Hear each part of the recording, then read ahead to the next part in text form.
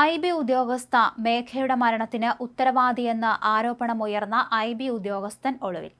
എടപ്പാള സ്വദേശിയായ സുഗാന്ത് സുരേഷിനെതിരെ മരണത്തിന് പിന്നാലെ ആരോപണം ഉയർന്നു. അന്വേഷണ വിധേയമായി അന്ന് IB തന്നെ സുഗാന്തിനെ കസ്റ്റഡിയിൽ വച്ചു. 2 ദിവസം കഴിഞ്ഞ് വിട്ടയച്ചുവെന്നാണ് സൂചന. ഇതിനുശേഷം ഇയാൾ അപ്രത്യക്ഷനായി. ആരോപണം ഉയർന്നിട്ടും സുഗാന്തിനെ അവധി അപേക്ഷയിൽ വിട്ടയച്ചത് വലിയ വിവാദമായിട്ടുണ്ട്. നെടുമ്പാശ്ശേരി വിമാനത്താവളത്തിലെ എമിഗ്രേഷനിലാണ് സുഗാന്ത് ജോലി ചെയ്തിരുന്നത്.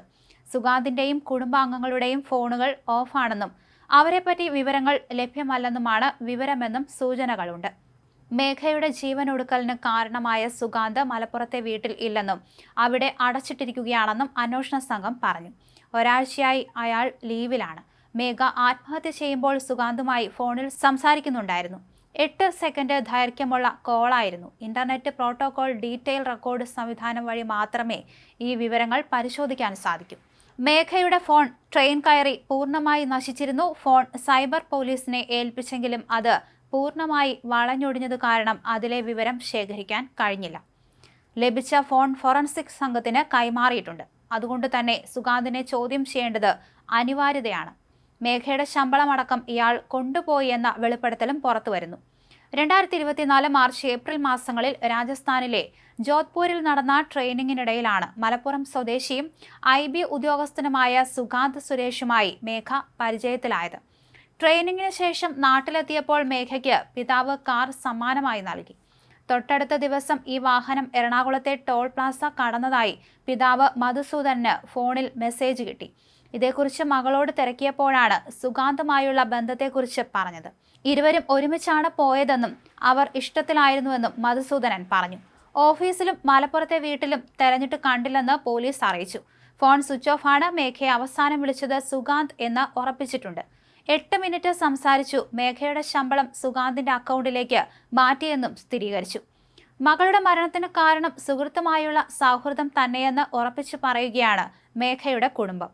തിരുവനന്തപുരം രാജ്യാന്തര വിമാനത്താവളത്തിലെ എമിഗ്രേഷൻ വിഭാഗം IB ഉദ്യോഗസ്ഥയായിരുന്ന മേഘയെ അങ്ങേയറ്റം സാമ്പത്തികമായി ചൂഷണം ചെയ്തിട്ടുണ്ട്.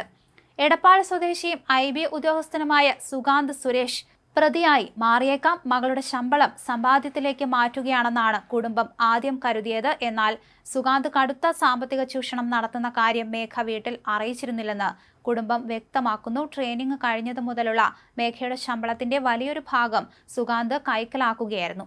മേഘയുടെ മരണശേഷം ബാങ്ക് അക്കൗണ്ടുകൾ പരിശോധിച്ചപ്പോൾ കൃത്യമായ തെളിവുകൾ കുടുംബത്തിന് കിട്ടിക്കഴിഞ്ഞു. ചില സമയങ്ങളിൽ ആ പണം തിരിച്ചു കൊടുത്തിട്ടുണ്ടെങ്കിലും പിന്നീട് സുഗാന്തിന്റെ അക്കൗണ്ടിലേക്ക് കൊടുത്ത പണമൊന്നും തിരിച്ചു കിട്ടിയിട്ടില്ലെന്നും പിതാവ് മധുസൂദനൻ പറയുന്നു. ഇരുവരും തമ്മിലുള്ള അടുപ്പത്തെപ്പറ്റി അറിഞ്ഞപ്പോൾ വിവാഹം ആലോചിക്കാൻ വീട്ടിലേക്ക് വരാൻ തങ്ങൾ ആവശ്യപ്പെട്ടിരുന്നുവെന്നും എന്നാൽ തൽക്കാലം പറ്റില്ലെന്നായിരുന്നു അയാളുടെ മറുപടിയെന്നും അച്ഛൻ പറയുന്നു. പിതാവിന്റെ ചികിത്സയടക്കമുള്ള ആവശ്യങ്ങൾ പറഞ്ഞാണ് വിവാഹത്തിൽ നിന്ന് പിന്മാറിയത്. മേഘ നാട്ടിൽ വരുന്ന സമയത്തും ജോലി സ്ഥലത്ത് കാണാൻ പോകുമ്പോഴും അവൾ ആവശ്യപ്പെടുന്ന സാധനങ്ങളെല്ലാം കുടുംബം തന്നെയാണ് വാങ്ങിച്ചു നൽകാറുള്ളത്. ആരോഗ്യ പ്രശ്നങ്ങൾ വരുന്ന സമയത്ത് ആശുപത്രി ബില്ലുകളടക്കം അടയ്ക്കുന്നതും തങ്ങൾ തന്നെയായിരുന്നുവെന്ന് അച്ഛൻ പറയുന്നു. ശമ്പളത്തിന്റെ കാര്യങ്ങളൊന്നും ചോദിക്കാറുണ്ടായിരുന്നില്ല. സമ്പാദിക്കട്ടെ എന്ന് കരുതി. തിരുവനന്തപുരത്ത് താമസിച്ചിരുന്ന ഹോസ്റ്റലിന്റെ ഫീസും ഭക്ഷണത്തിന്റെ ചെലവുകളും മകൾ തന്നെയായിരുന്നു നോക്കിയിരുന്നത്, പിതാവ് പറയുന്നു.